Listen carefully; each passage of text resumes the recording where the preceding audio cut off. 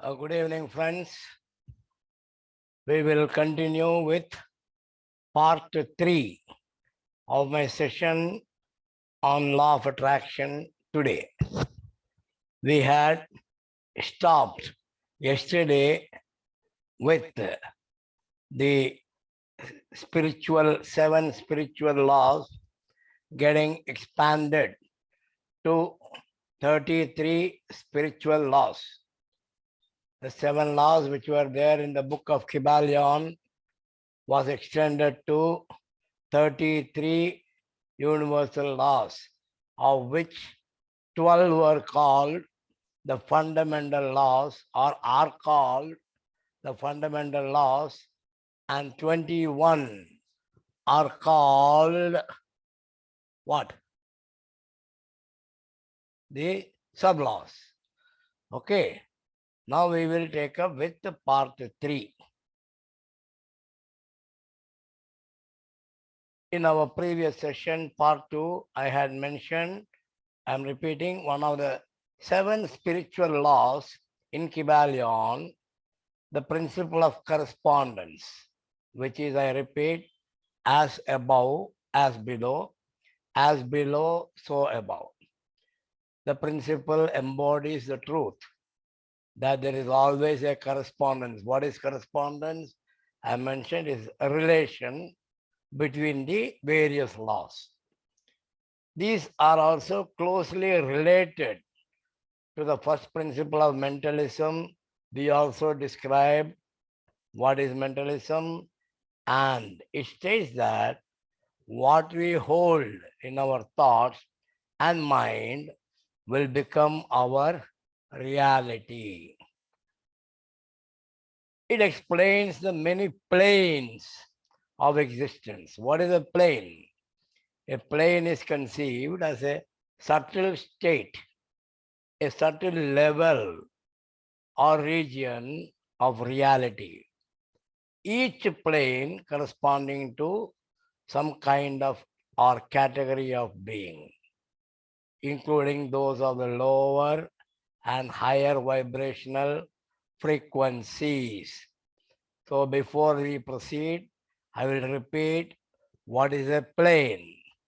A plane is conceived, thought of, imagined as a subtle state. What is subtle state?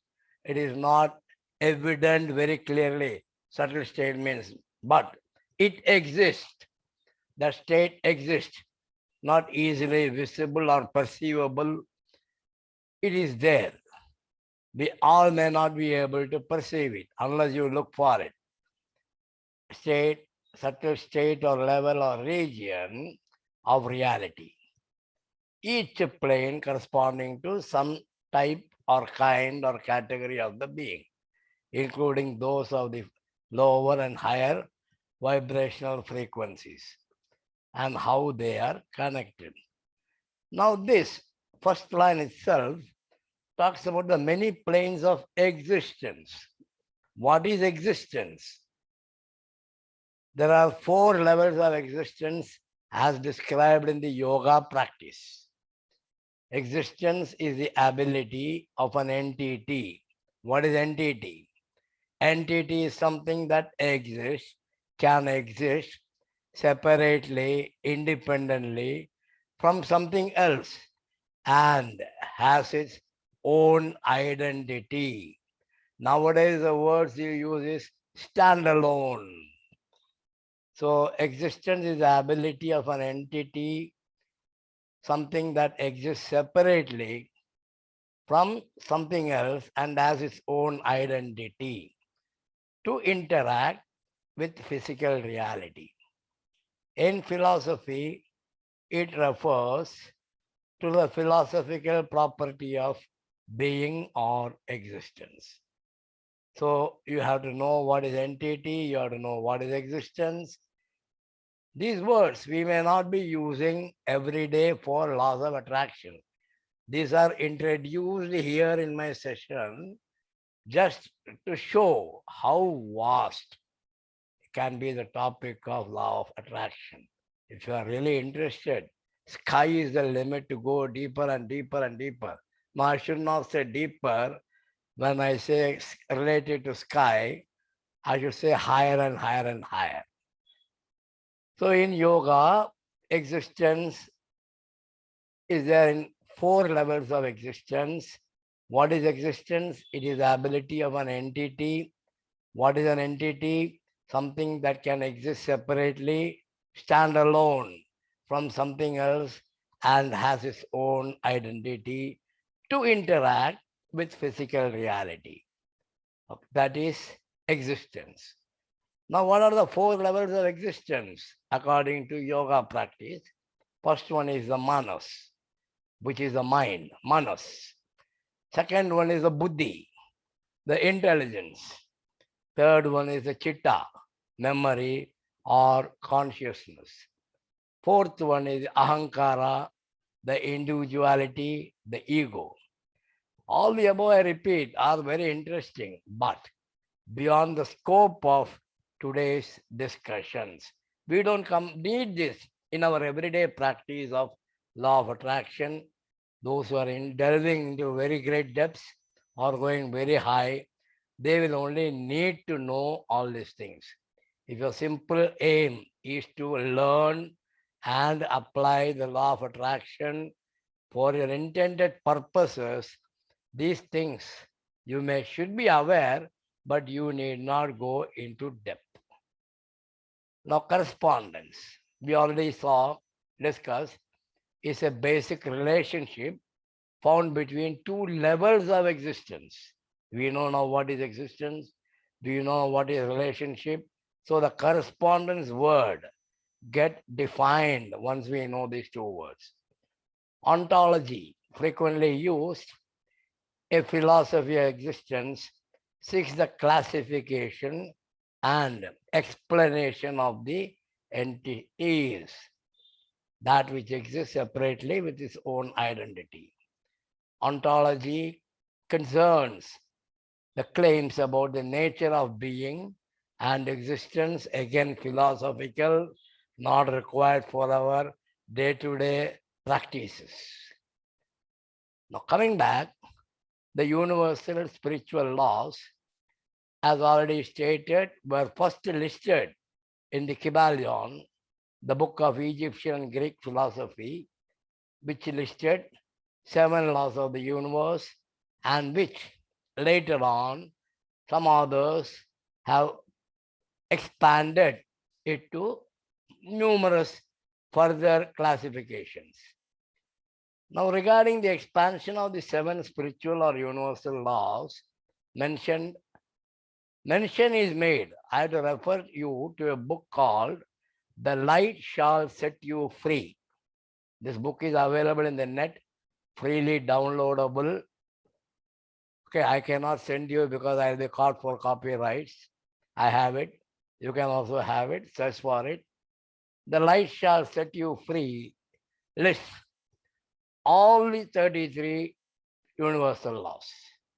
This book was published in 1998, which has the expanded list of the 7 universal laws, expanded to 12 fundamental laws and the 21 sub-laws. The above 12 fundamental plus 21 sub-laws together are called the 33 spiritual laws of the universe. The universe and spiritual laws apply equally. We all saw that earlier. There is no disparity in the laws being applicable depending on gender or color or creed or anything. They are applicable equally to all beings. Now it says it is applying equally to intangible entities also. Persons, human beings are all tangible entities. There we already learned yesterday, the laws apply equally, impartially, irrespective of season or time, irrespective of place. But here now we are stretching it a bit more. The laws, the universal spiritual laws, apply equally to intangible entities also. What are the intangible entities? such as our emotions, thoughts, feelings, etc. The tangible things which are where these laws apply equally are things like the house, car, jewels, land, money, etc. So you will realize, understand the universal laws are applicable for all things in the universe without any regard to any, color, creed, caste, materialistic, tangible, intangible, place, season, etc. Now, what are the 12 fundamental laws? I have listed out them. I will read out to you. Okay, the law of divine oneness. We'll go one by one into the details. The law of divine oneness, the law of action, 3, the law of vibration.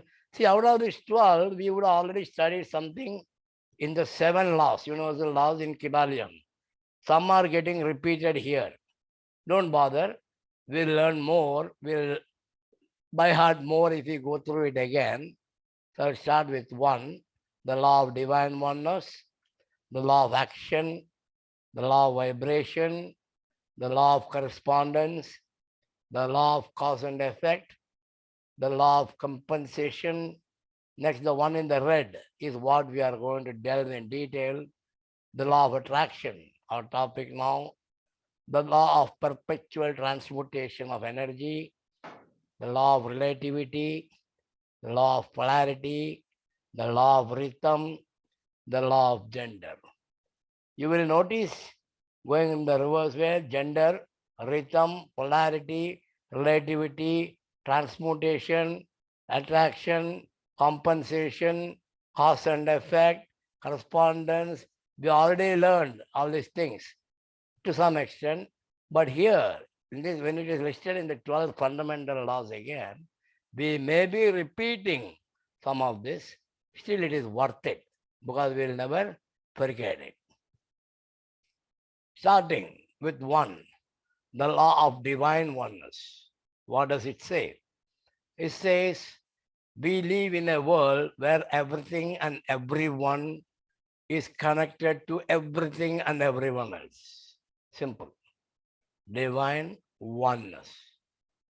We live, I am repeating, in a world where everything and everyone is connected to everything and everyone else.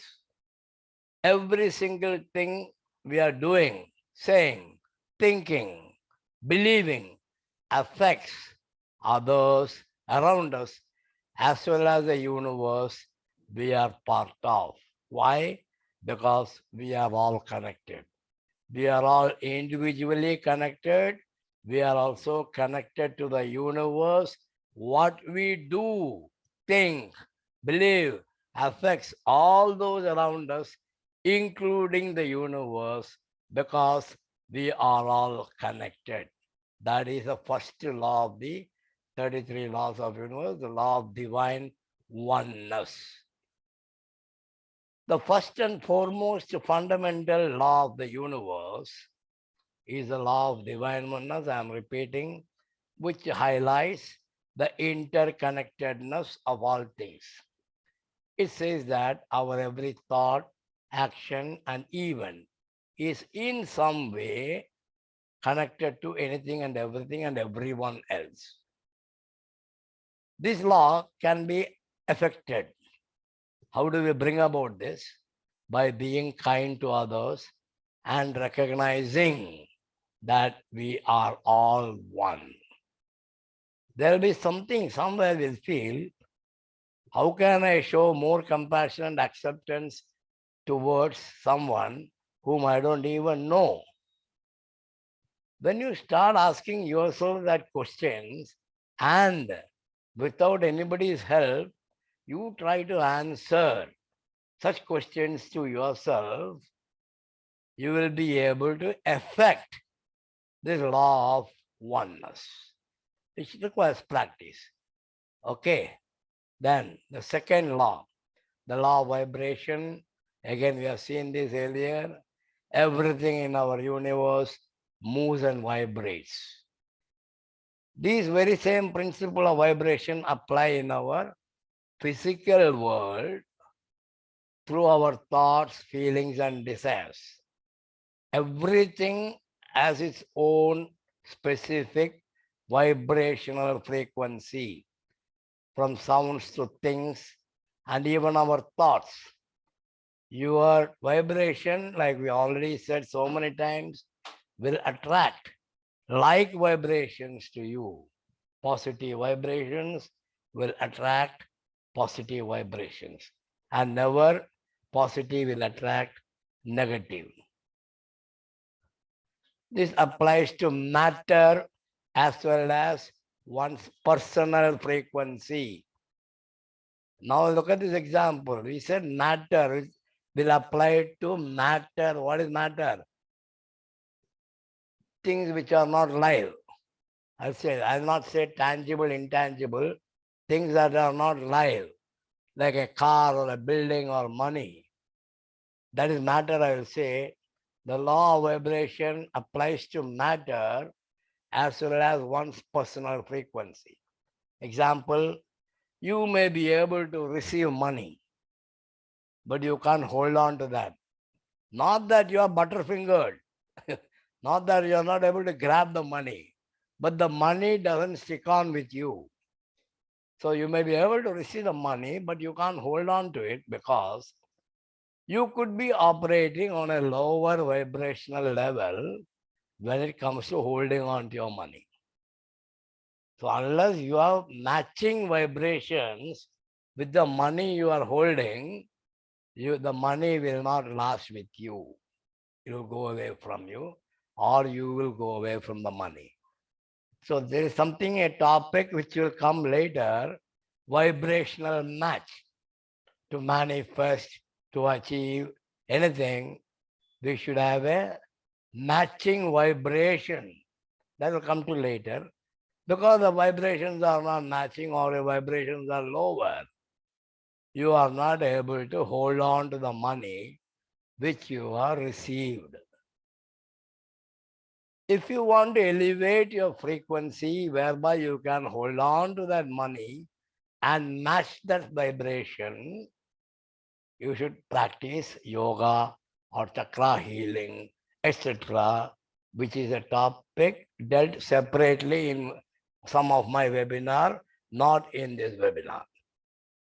But understand today that just because your vibration level is lower when it comes to holding the money, you have the required vibration to receive the money, but you don't have the required vibration level when it comes to holding on to your money.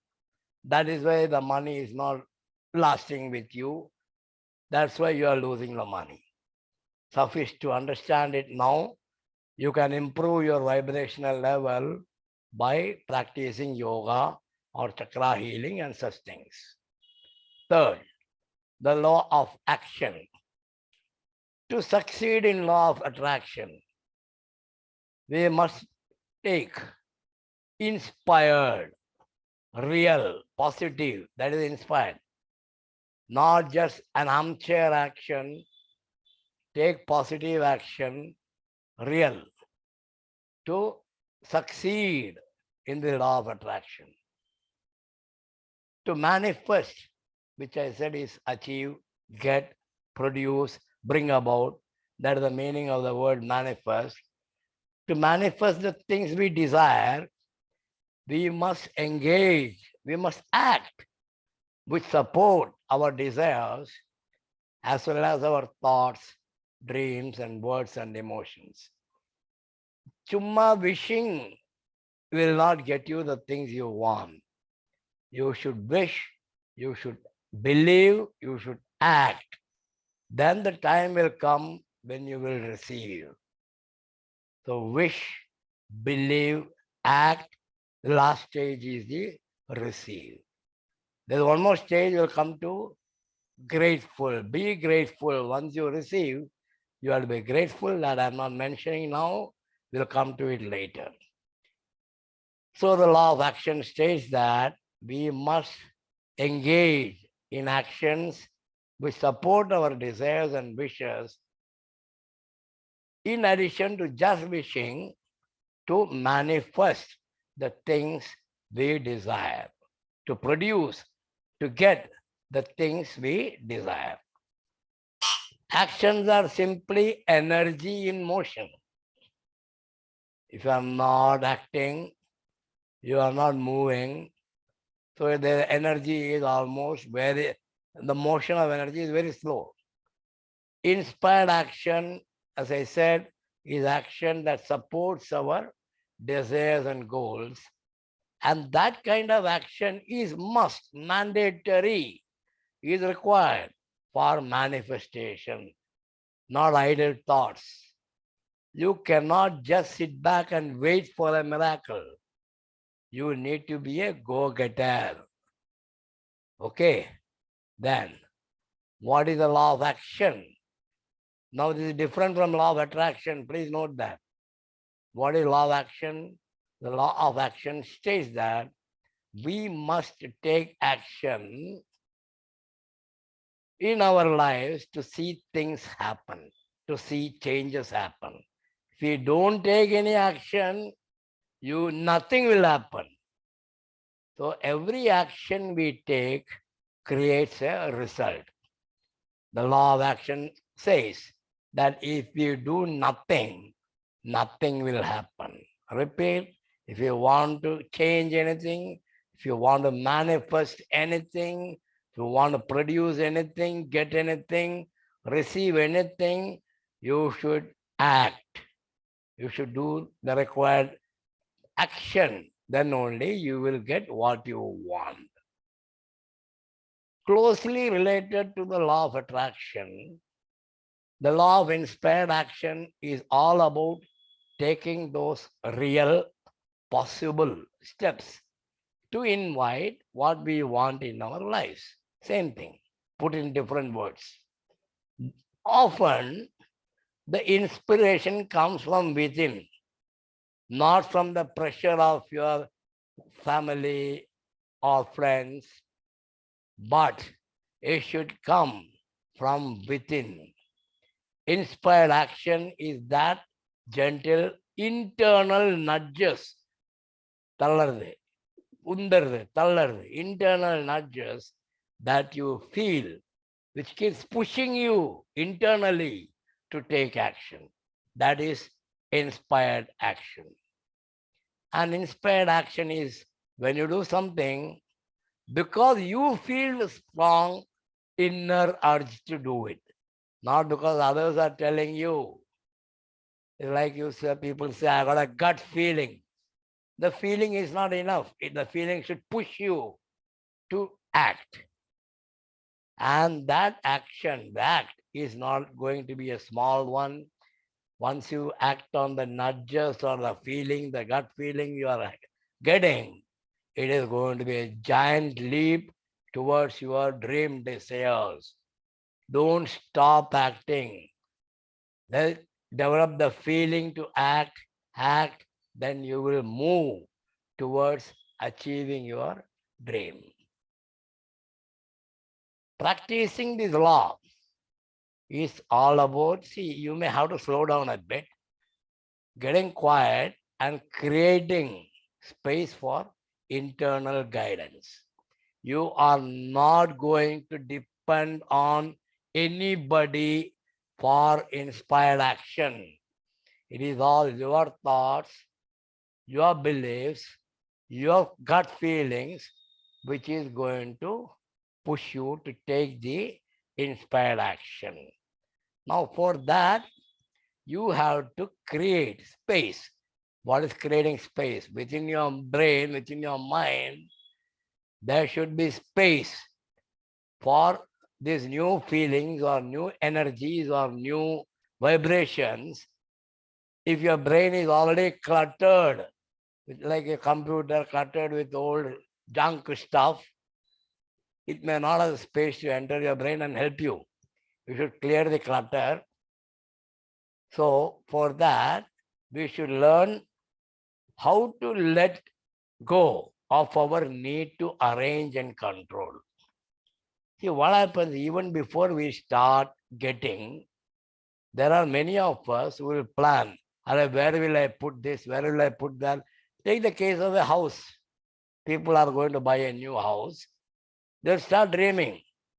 Where will I have my bedroom? Where will I have my car parking? And how will I control this movement? How will I take my car out? But we have to let go our need to arrange and control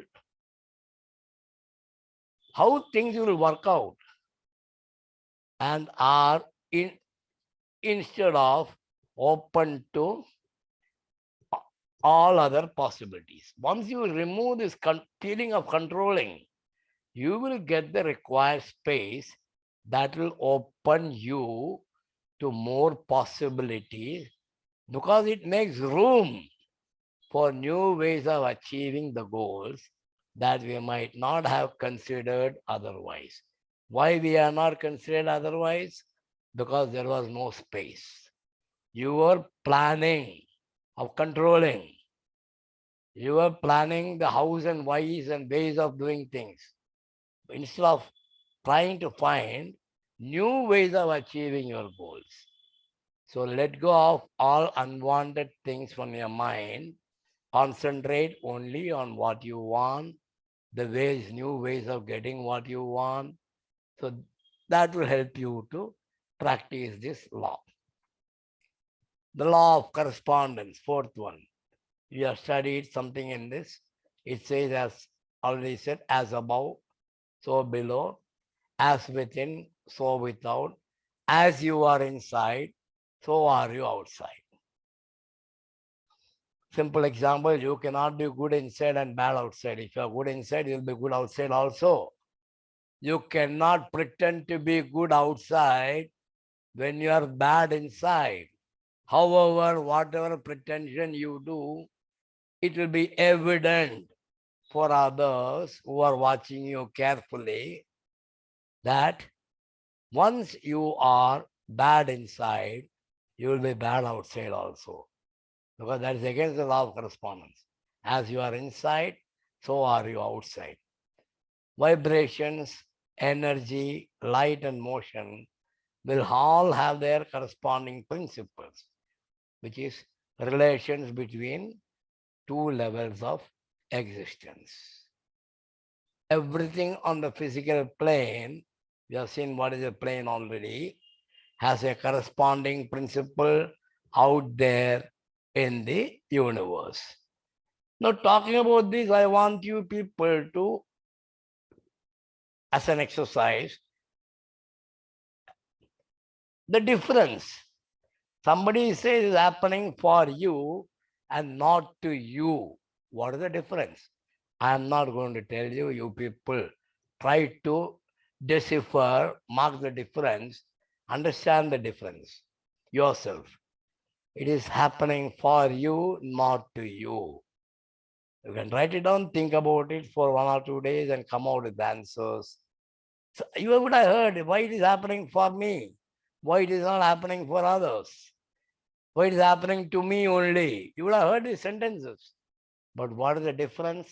Try to understand yourself and build on that.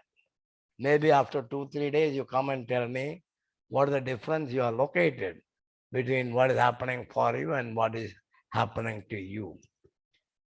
If our life is chaotic and fearful, it's because there is chaos and fear within you. That's it. What is inside, so is outside. If you are afraid inside, outside also you will be projecting a frightened man. If our life seems calm and grounded, it is because we feel peace inside. Same, as we are inside, we are outside. If anything is troubling you, so please analyze the situation and try to see yourself what requires healing within your body, within your mind. Something is bothering you. Try to analyze the situation and identify what is causing that feeling. Otherwise, you'll be projecting the same troubles external to your body. Next, the law of cause and effect. It says, we already seen this, nothing happens by chance.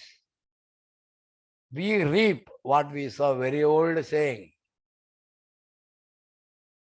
Every action has a reaction and consequence.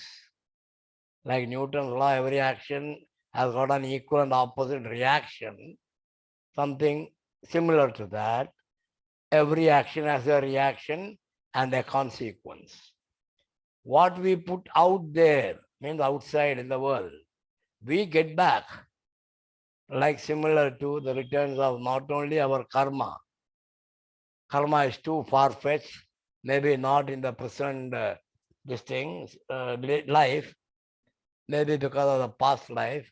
But here it says, what we put out there in this present life itself, we will get back. If you put out good things outside, if you are very good to others, others will be good to you. That's what it says. What we put out there, we get back. Similar to the returns of not only our karma, but because of our present deeds and actions and words and thoughts. If you have spoken badly to some people, it's bound to come back to you, the same bad words others will be using against you. Okay, now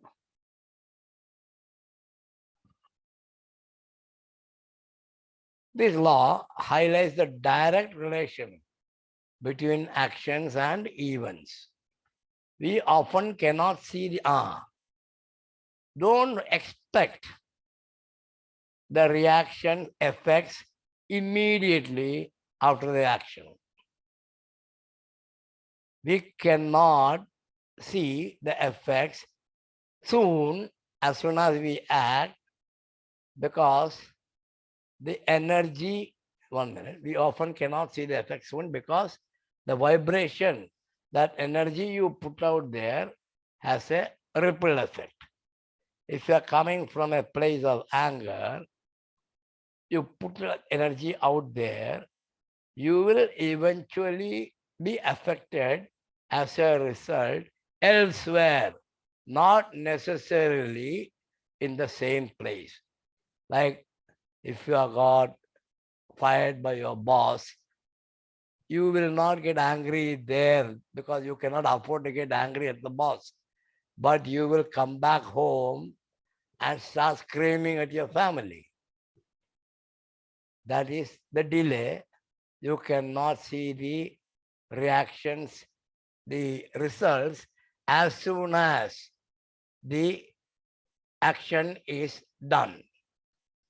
Know that every action will have a reaction, maybe immediate, maybe delayed, good or bad.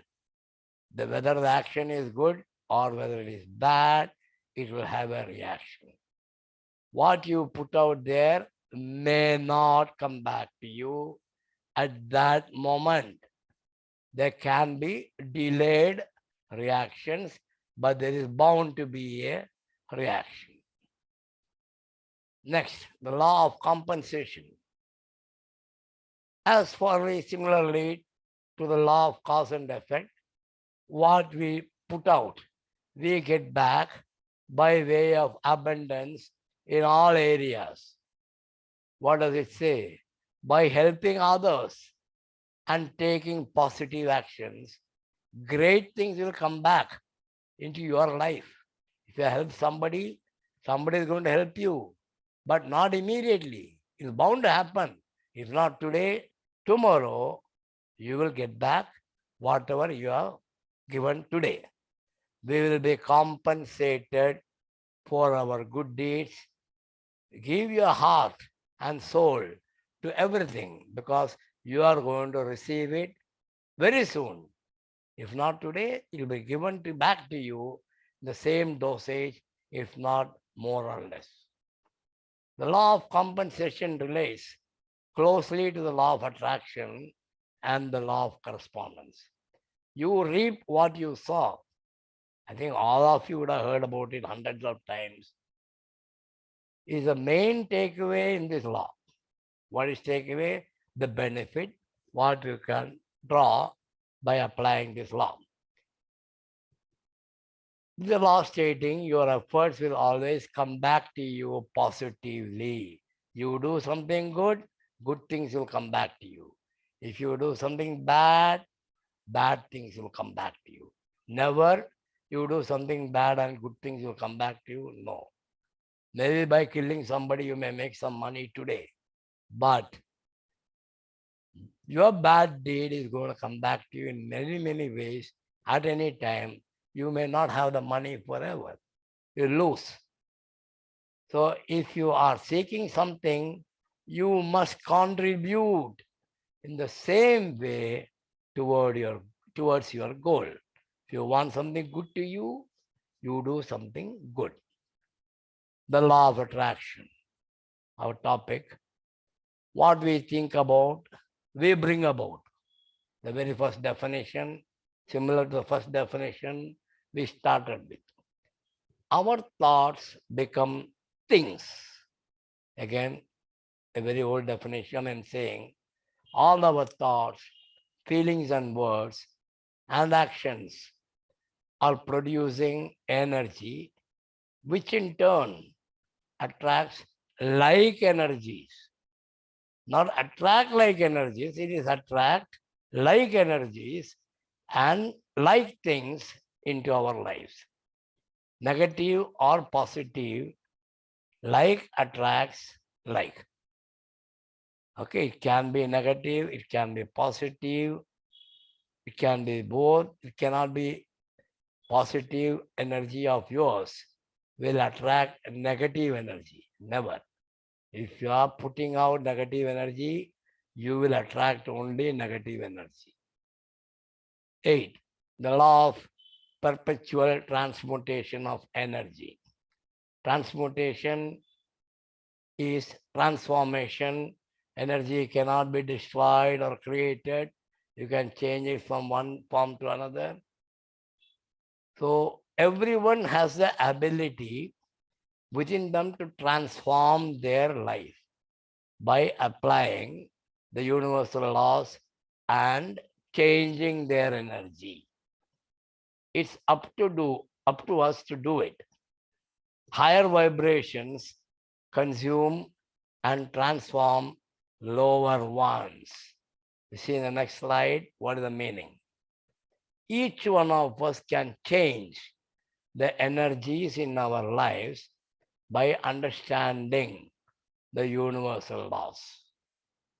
More importantly, it explains that even thoughts are energy that also transform and manifest, produce, generate, that also manifest in our lives in direct accordance to our mindset and type of attention we apply to. This law states that on an energetic level, everything in the universe is constantly evolving or fluctuating. We have said is moving. Every action is preceded by a thought, with thought themselves having the power to eventually manifest in our physical reality. So you see here, your action is preceded by a thought. If your action is going to bring out a reaction, that means your thought is going to bring about a reaction. Okay, that is what it says. Every action is preceded by a thought, with thought themselves having the power to eventually manifest in our physical reality. Next is an interesting slide. Watch your thoughts. Somebody has mentioned somewhere. I wrote it down. Watch your thoughts, for they become words. Watch your words, for they become actions. Watch your actions, for they become habits. Watch your habits, for they become your character. Watch your character, for it becomes your destiny. Where we started and where we are ending. Thoughts becoming words, becoming actions, becoming habits, becoming character, and becoming your destiny. So watch your thought, watch your words, watch it every stage, every step. Now, the important thing about the transmutation of energy, when you are near a negative person, you can feel your own positive energy, positivity depleting, reducing when you are near a negative person. Conversely, if you are near a very positive person, your positivity is going to increase. Okay, higher frequencies transmute, that means transform. Lower ones, when applied with intention, you should have the intention that I will increase the frequency of the person, vibrating frequency of the person who is having the lower frequencies, then his frequencies will start increasing. Knowing this, we can actively seek to uplift the negative energy around us by maintaining positive thoughts and actions. It's good. Even within a small house, if one boy, a college boy or a girl, is having a screwed up day, a bad day, his negative emotions can reduce the positivity in the house. So please try to avoid such situations. If you are feeling lousy for any reason, stay separate in another room or lock up yourself somewhere else. Don't let it affect the others in the house. Same way in your office. If you are not feeling good, your mood is not good for any reason, again, the boss would have fired you. Don't let it affect your neighbors, your colleagues. See, both ways it holds. A positive person can increase the ebbing, the lower frequencies of his neighbor, or a person with lower frequencies can reduce the higher frequencies of his neighbor or friend. Both ways it works, unless things are balanced. So try to control your emotions when you are with others. Your lower emotions, frequencies should not affect the person with the higher frequencies. But the other way it is welcome.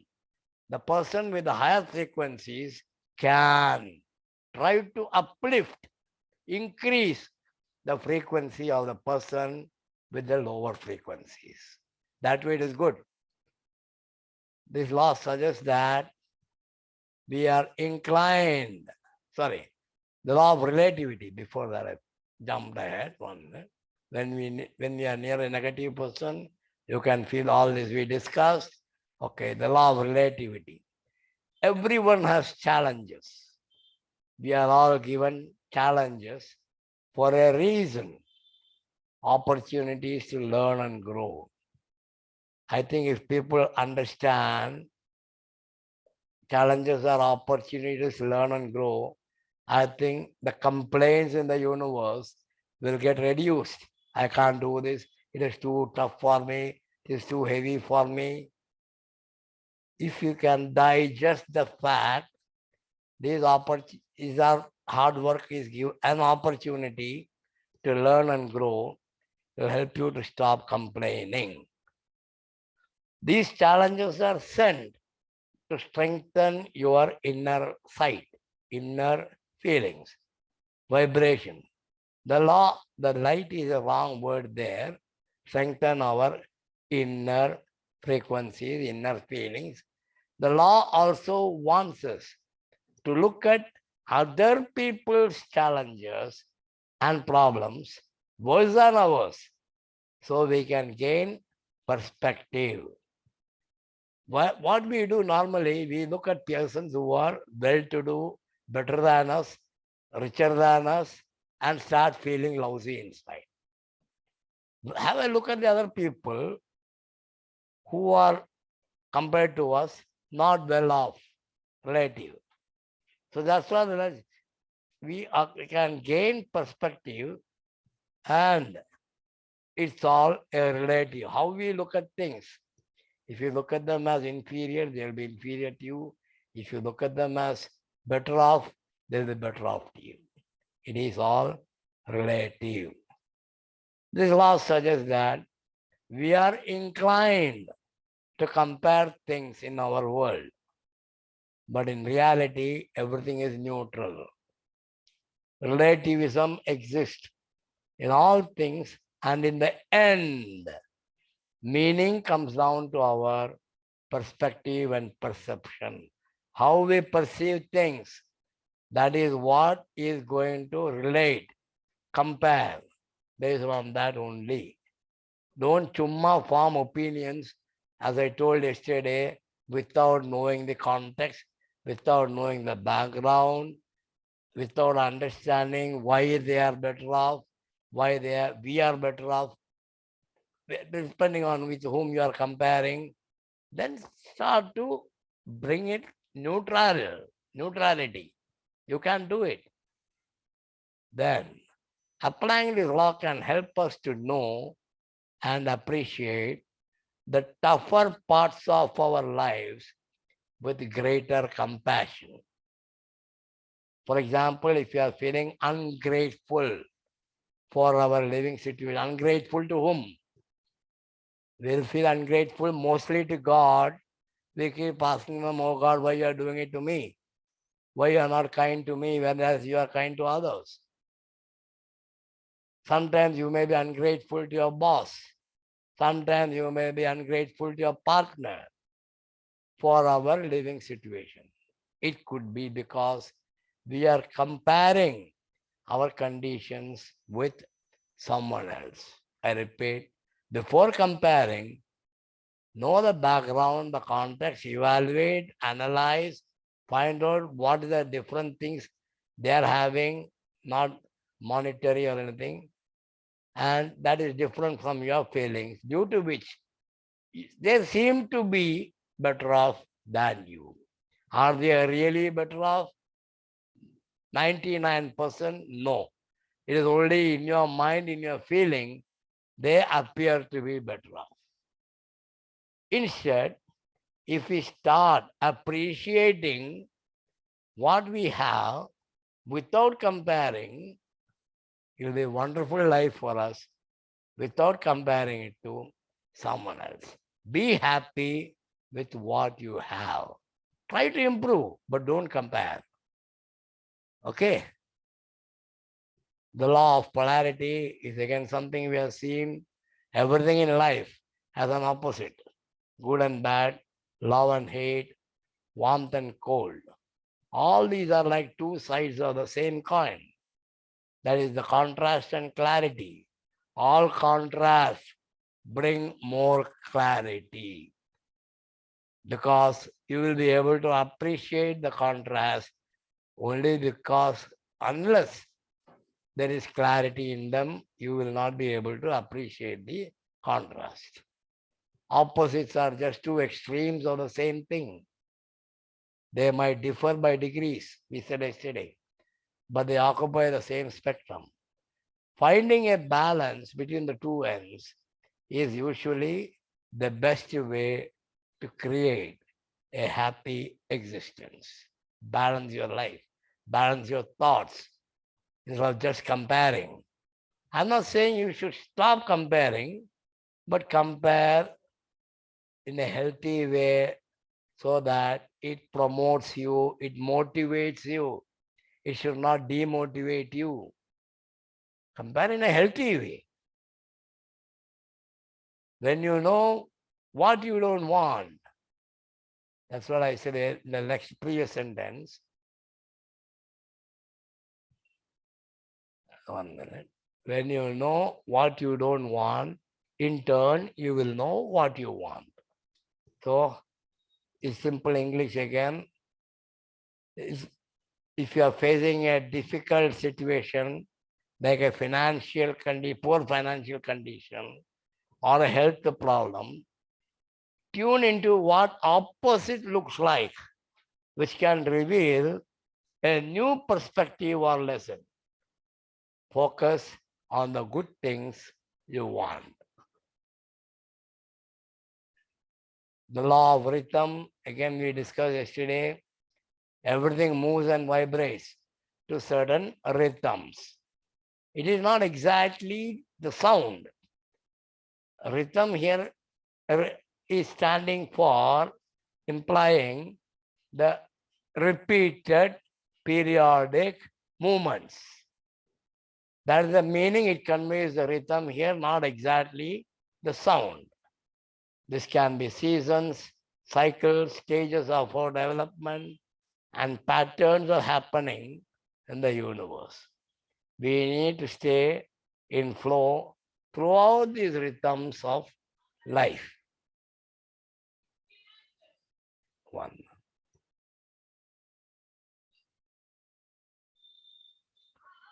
Cycles, like rhythms, regular repeated events, are a structural part of the universe.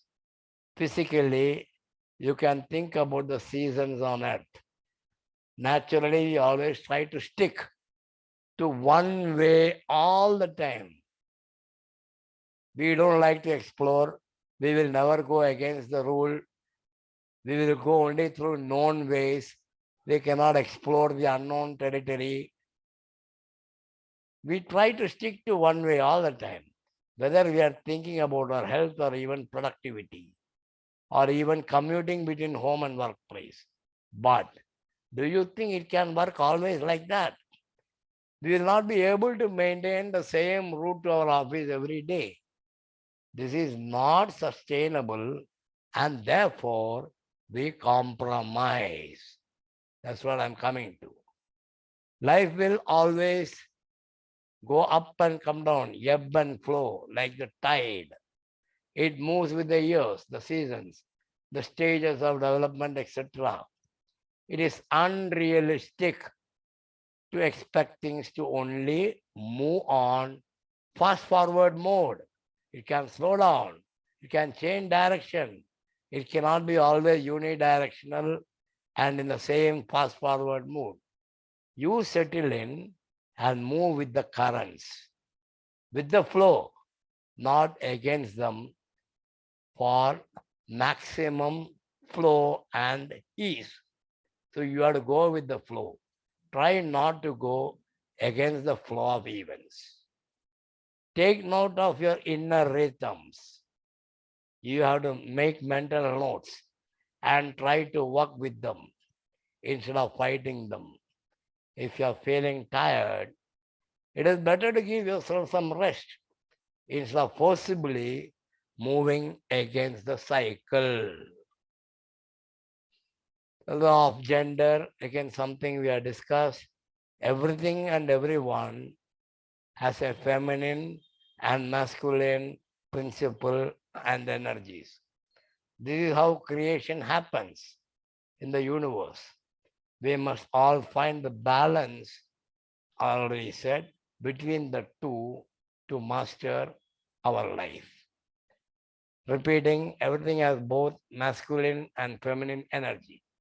The attraction between the two is how creation happens. Finding a balance between the two energies in yourself and in your relationships create a harmonious experience. Now, concluding these 12 fundamental laws, before we get too overwhelmed, பயந்துக்கிறதுக்கு முன்னாடி, before we get confused, sir, we may feel it's too much for me. I cannot do anything about it. I cannot understand all this. Before you get too overwhelmed, integrating them into your life, including them in your life, is more about understanding them in a way that makes sense to you. If you are not understanding, spend some time to understand rather than trying to hurry it up and misunderstand. Someone had said that it doesn't have to be analytical. Understanding the laws, the 12 universal laws, you don't have to analyze the whys and whats of it or the hows of it. It is there. Understand it, apply it in your life. That will never complicate you. It is easier that way to understand instead of asking why, how, and when. Understand the concepts and keep it on the back burner of your mind to learn how to work with them in our day-to-day scenarios. Take time, understand, and then apply it. Don't, in the very first day, start asking why, how, when, where. The laws are all there in good English only, which you can understand. Somebody over the years has written it. Take it as a gospel truth. Understand it. Then learn to how to work with them in our day-to-day life. With this, I have introduced you to the 12 spiritual laws. Chances are very good that you will come across these laws again and again in your life. You will see this happening in your life every day. You cannot be a shut eye, doing a shut eye when it happens to you. It will make you to open your eyes to see these laws coming back to you in your life repeatedly. This is all in this third part session, friends. We shall meet again for the fourth part in our next session, which will be in a couple of days. Thank you for taking the time and listen to what I had to say. Good day, all the best. Thank you.